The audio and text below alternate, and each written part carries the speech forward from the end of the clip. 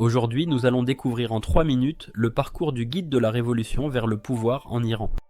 Avant 1969, l'Iran est dirigé par le Shah Mohammad Reza Pahlavi. Son régime est autoritaire, centralisé et proche des puissances occidentales. Une partie de la population critique la corruption, les inégalités et la répression politique. Dans ce contexte, plusieurs mouvements d'opposition apparaissent.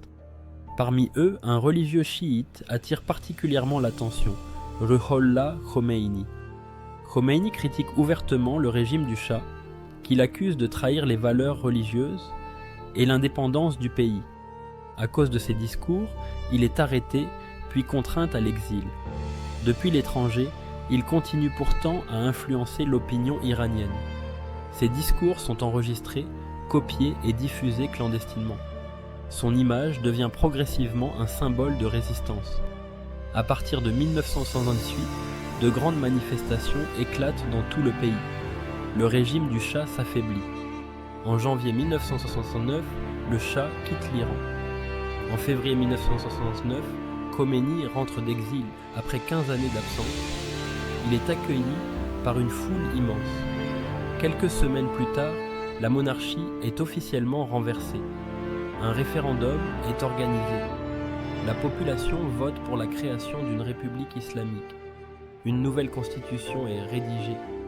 Cette constitution crée une fonction unique au monde, le guide suprême, aussi appelé guide de la révolution.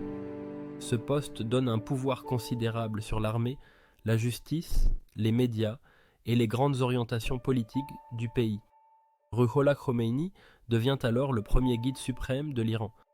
Il incarne à la fois l'autorité religieuse et politique.